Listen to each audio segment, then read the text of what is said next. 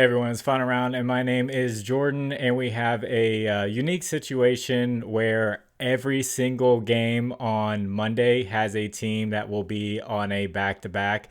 There will be some fresh teams, but every single game has a team that will be on a back-to-back. That means the lines do not come out early until those games are over, and then they have to go through all of their process and everything to figure out the lines based off of injuries, based off performance, everything that they saw. So I don't have anything out right now. I work a full-time job. I actually just took the whole last week off. I definitely needed it. But I'm going back to work on Monday. So I'm going to tell you all the teams that are going to be on a back-to-back. I'm going to give you 4 different players that have a really good matchup, things to look out for. And those 4 players are going to be on the fresh teams, the teams that are not going to be playing on a back-to-back, because the whole reasoning for me telling you who's on a back-to-back is because sometimes or often it's players get tired for that back-to-back and they don't play as well as they should. Some guys, they push through it. Just historically, players will do a little bit worse. Weaker legs, especially later in the game. And for Sunday betting, I might stay away from it. It kind of ruined the streak that was going with the checklist method, but I will recap that after I go through all this information that I have for you for Monday. So plays will be in the pinned comment throughout the day. I'll be adding them there as I see them and the ones that I like. So teams on a back-to-back. So I'm just going to tell you these teams just to be wary of the players that you take. I just went over it. They may not play as well as they normally do. So the Bulls will be on the road against the Pistons. Both of those teams will be on a back-to-back. And when I say a team's on the road, that means that they traveled, obviously, but that means they traveled. They played the game. They had to get on a plane. They had to travel. They had to get in a new hotel. Those teams typically, the players, they're going to be a little bit more tired because they had to go through that whole process. The teams that stayed at home is not going to be as bad for them. So Bulls will be on the road versus the Pistons, both on a back-to-back. The Heat will be at home against a fresh 76ers team. The Pacers will be on the road against a fresh Raptors team. The Wizards will be on the road versus the Knicks. Both of those teams will be on a back-to-back. The Rockets will be on the road versus a fresh Bucks team. We'll see who ends up playing for the Bucks. The Suns will be at home against a fresh Magic team. And then the Hawks will be on the road versus a fresh Kings team. Clippers will be at home on a back-to-back versus a fresh Warriors team. So we have a few fresh teams there. We're going to be targeting some of those teams and some of those good matchups for those players. Before I get into this, if you guys could, please like the video. And if you haven't, please subscribe to the channel. My videos are not always like this. I normally will have at least a couple of picks that the line's already out for in the video, but I just don't have that right now. So just leave a comment. You can just put like a number 3. I like number 3, and that helps get the video out there for more people to see. And also, if you're using Prizepicks and you want to get away from it, get away from those flat lines that they've been using, get better payouts, more options, all that. Check out Underdog Fantasy, Sleeper, ParlayPlay, ChalkBoard, and BETR. All these will do a deposit match up to $100. BETR's doing up to $200, and Sleeper up to $1,500 right now. Links are in the description. That'll take you there with the promo code, and that promo code is FINDAROUND11. Thank you to anyone who uses those. So this first player I want to talk about is Scorching Hot. Going to get the Hawks on a back-to-back. It's going to be De'Aaron Fox of the Kings. So the Hawks are giving up the 4th most points to the point guard position, the 3rd most rebounds. He's actually not a bad rebounding point guard, and the 10th most assists. I point out all of those, but you can focus in on one of them if you see a line come out that you like. I typically, when his rebounds is at 4.5, I don't mind it. But points right now, he's just been scorching hot. He had a 29-point game, and then he had a 60-point game, and then a 49-point game. Check the status for DeRozan and Sabonis.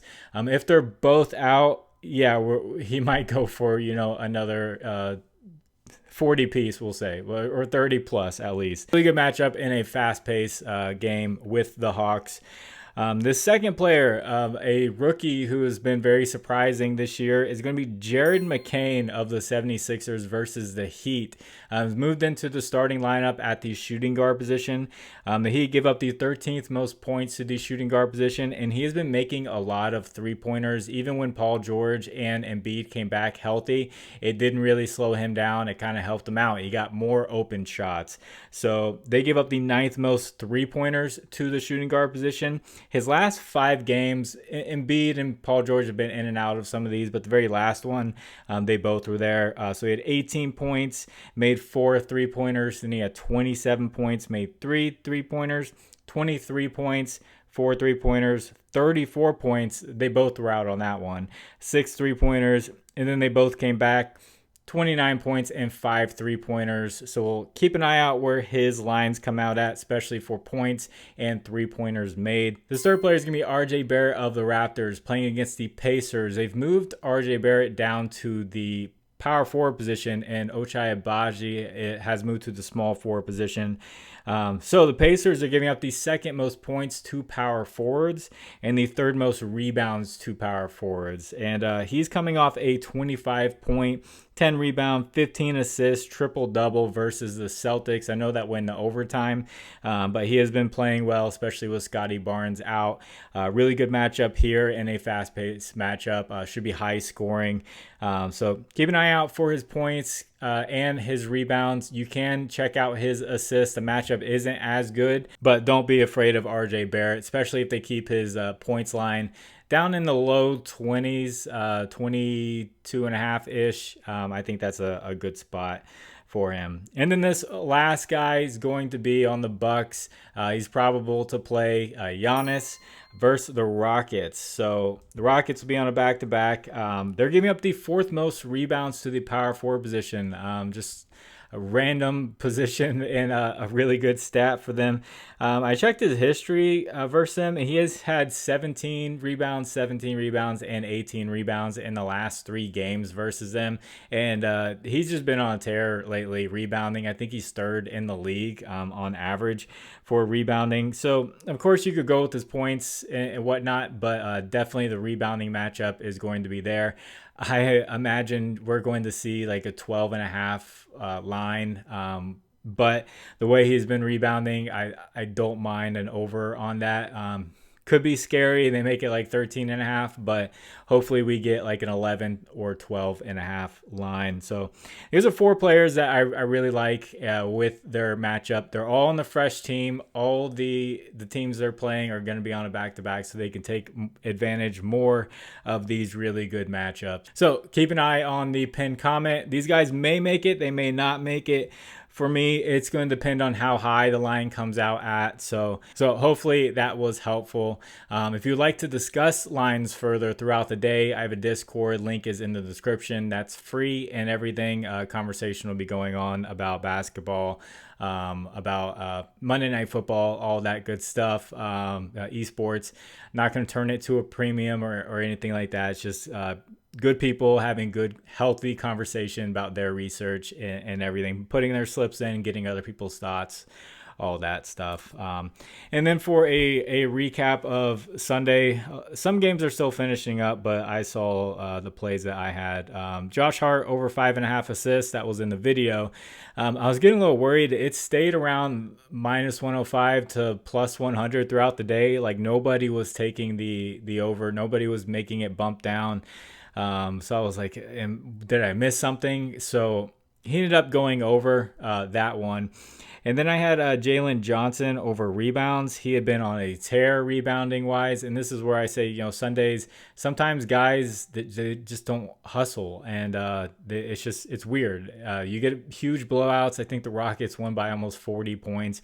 There's just big blowouts all over the place. You just have to be in the right spot. It's like dodging landmines when you're betting on Sundays. So he had one of his worst rebounding games of the year in a really good matchup. Just wasn't hustling to get to it. So that did not go over. Then I had Dyson Daniels over steals plus blocks. That was at 3.5. He had been on a tear getting the blocks plus steals. He's going to be on a back-to-back. I'm going to keep an eye on his line still, just because it was a Sunday. He missed it by one block. He still got 2 steals and 1 block, and he had been on such a good streak, just getting like 6, 7 steals like that. Like, it's crazy. So maybe one day off, maybe one miss isn't horrible. They brought up the line just high enough to where he would miss. I don't know if it's going to come back down. It might stay there, and I might fade it. But if it comes down to like 2.5, we're going to have to jump back on it. So that one ended up missing. And then I had the Rockets first quarter points at 28.5 on the over. And they finished with 27 points and needed one more basket. So that missed, and then they went ahead and dropped 40 in the second quarter, and then 40 in the third quarter, and then last I saw they had 35 in the fourth quarter, and they ended up winning by almost 40 points. So yeah, the read was there. Like, you could have bet it for every single quarter and you would have cashed. It's just I put first quarter, so it ended up missing. So not a great day. That was the first losing day ever since I started the checklist method. It's still I have 20 correct and 10 wrong from doing the checklist method. And someone in the comments, not hating on you, they said stop doing the grades, but he said I should be confident A+++ on everything. But the grades, just for you if you're still watching, the grades are just my analytical thoughts on the matchup, on the recent history, all that. It's not my confidence on it. I wouldn't put it out there if I wasn't confident in it. So it's just my read. In a play that's a B, I'm still confident in that. That's still going to be a good play. Your A+++ plays are going to be like minus 550 or minus 600 that hit all the time. So just playing player props, within a decent playable range, a B play is fine, and I'm comfortable with being confident in that. So I'm going to continue putting grades on the stuff. Because I enjoy it and it makes sense to me, and it shows you, my thought process, where I'm coming from. So if you go back to the play and say, okay, this missed, I bet it, I tailed him. Why did he take it? And you'll see exactly why. You'll see the matchup. You'll see the recent history, the head-to-head history. It'll all be there. And you'll see like, hey, I did the best I could to try to predict the future based off of these stats. So sometimes it just doesn't happen, and you just make the best read in the world, and it just doesn't happen. It just is what it is. That's sports betting for you. So that's what I'm going to do, is try to make the best reads and try to help you out, because I enjoy it. I think it's fun. So I'm going to get this edited and get it out to you.